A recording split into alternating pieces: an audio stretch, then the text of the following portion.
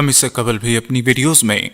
یاجوج اور ماجوج کے بارے میں اپنے ناظرین کے سامنے بہت کچھ رکھ چکے ہیں، اور اگر ہمارے ناظرین کو یاد ہو تو ہم نے کہا تھا کہ دجال اکبر اور اس کے ساتھی یعنی یہودیوں کے علاوہ یہ آخری زمانے کا سب سے بڑا فتنہ ہوگا، جبکہ ہم نے بعض مفکرین کی یہ رائے بھی اپنی ناظرین کے سپرد کی تھی کہ یہ فتنہ گر جس مشن پر کام کر رہے ہیں اس کا تقاضا ہے کہ مسلمانوں کے وجود کو ختم کر کے آخر میں آسمانوں کی طرف رخ کیا جائے، اور وہ جانتے ہیں کہ یہی ایک قوت ہے جو ان کی راہ میں ازل سے لے کر اب تک رکاوٹ بنتی رہی ہے۔ سو اس کے لیے اب ایسے میزائل بھی تیار کیے جا چکے ہیں جو خلا میں جانے کے بعد باحفاظت واپس بھی آ سکیں۔ اس ساری تمہید کا مقصد یہی تھا کہ ہم جان سکیں کہ دجال کی آمد اور پھر اس کے بعد یاجوج ماجوج کا خروج بھی دراصل اسی فکر کی ایک کڑی ہے، جنہوں نے آ کر اس دجالی مشن کی تکمیل کی ناکام کوشش کرنی ہے جو کہ ادھورا رہ گیا تھا۔ ناظرین، آپ دیکھ رہے ہیں اپنی طرز کے اس منفرد چینل اسپریڈ دی اسلام کو، جس کی آج کی زیر نظر ویڈیو میں ہم یاجوج ماجوج کی آمد اور اس کی وجہ سے اس دنیا میں ہونے والی تباہ کاریوں کے علاوہ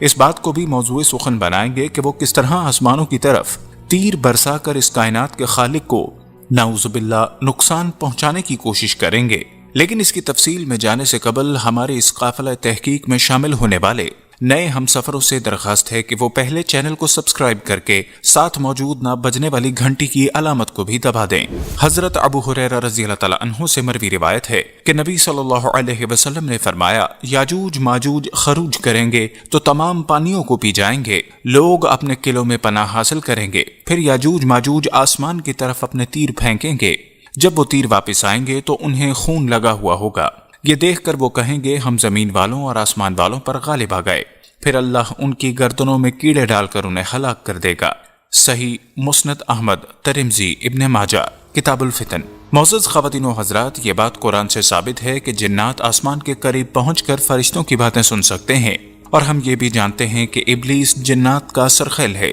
اور وہ انسانوں سے اپنے ہم رقاب دوستوں کو مختلف مشورے اور معلومات فراہم کرتا رہتا ہے، اور انسانوں کی آسمان تک پہنچنے کی دوڑ میں پیش ہے۔ یہ ممکن ہے کہ ان ابلیس زادوں کی رسائی پہلے آسمان تک ممکن ہو سکے، جیسا کہ حدیث میں کہا گیا کہ یاجوج ماجوج کے تیر آسمان سے خون آلود واپس آئیں گے، لیکن یہ بات بھی طے ہے کہ یہی وہ وقت آخر ہوگا جب عیسیٰ علیہ السلام ان ابلیس زادوں سے نپٹنے کے لیے دنیا میں تشریف لا چکے ہوں گے۔ مختلف محققین کے مطابق یاجوج ماجوج یورپین لوگ ہی ہیں جنہوں نے اسرائیل کو وجود بخشا، اور جس کی واضح مثال جین ایڈورڈ کی کتاب بش کے مطابق ریاستہائے متحدہ امریکہ کے سابق صدر جارج بش نے ایک اعلیٰ اور اہم یورپی اتحاد کو خفیہ فون پر راغب کرتے ہوئے امریکی فوجیوں کو عراق پر حملے کی خدائی مہم میں فرانسیسی فوجیوں کی مدد مانگی۔ شیراک نے یاد کیا کہ امریکی رہنما نے ہمارے مشترک عقیدے کی جانب سے اپیل کی اور بتایا، یاجوج اور ماجوج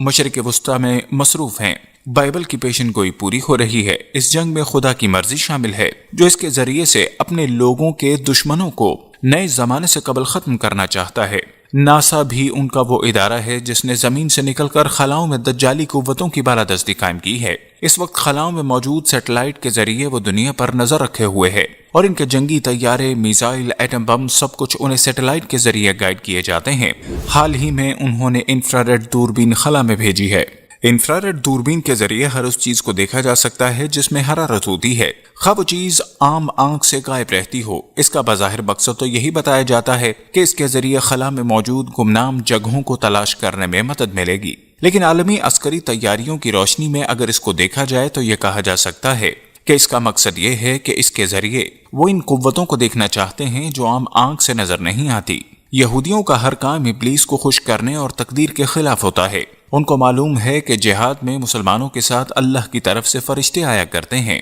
تو وہ اس دوربین کے ذریعے انہی آسمانی قوتوں کو دیکھنا چاہتے ہیں تاکہ ان سے مقابلے کا کوئی طریقہ سوچا جا سکے۔ ویسے بھی یہودی حضرات جبرائیل اور حضرت میکائیل علیہ السلام کو اپنا دشمن سمجھتے ہیں۔ اس کے علاوہ اس ادارے کے بہت سے خفیہ مشن ہیں جن کو دنیا کی نظروں سے اوجھل رکھا جاتا ہے۔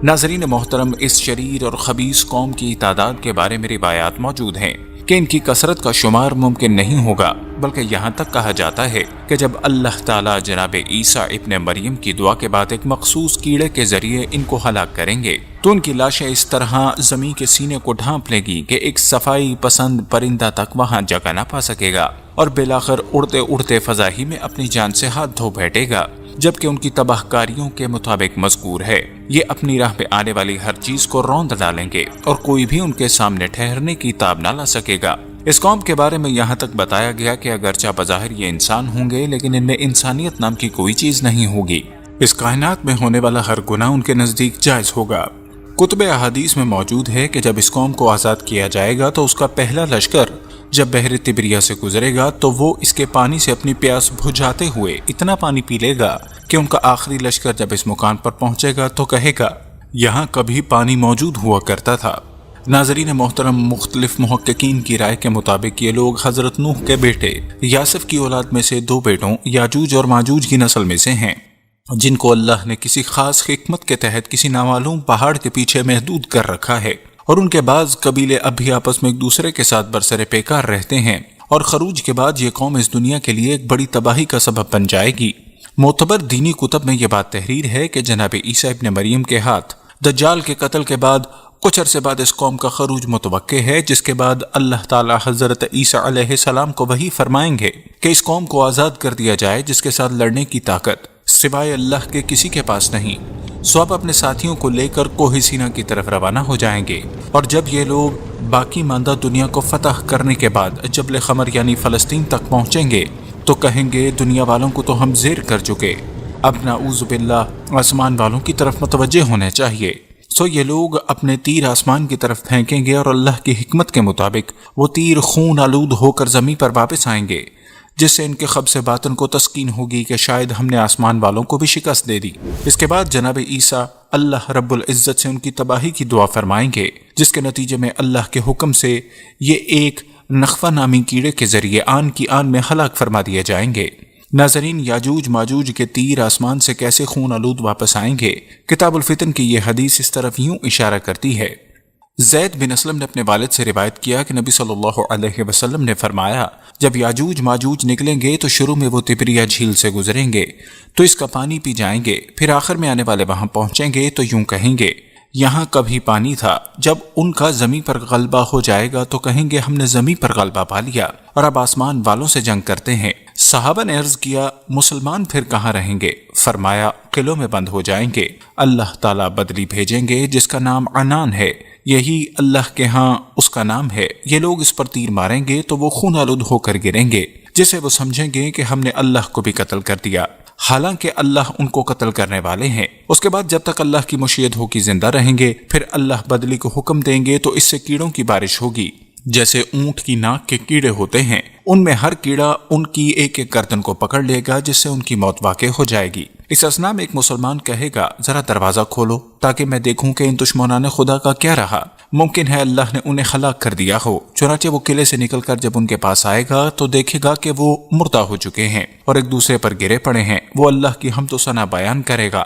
اور اپنے ساتھیوں کو آواز دے گا کہ اللہ نے ان کو ہلاک کر دیا۔ پھر اللہ تعالیٰ بارش نازل کریں گے جو زمین کو ان سے دھو کر پاک کرے گی۔ مسلمان ان کی کمانوں اور تیروں کو سالوں سالوں تک جلائیں گے، جبکہ مسلمانوں کے مویشی ان کی لاشیں کھا کر خوب موٹے اور بھاری ہو جائیں گے۔ ہماری دعا ہے کہ مالک ارض و سما ہم سب کو اس آفت سے محفوظ رکھے، آمین۔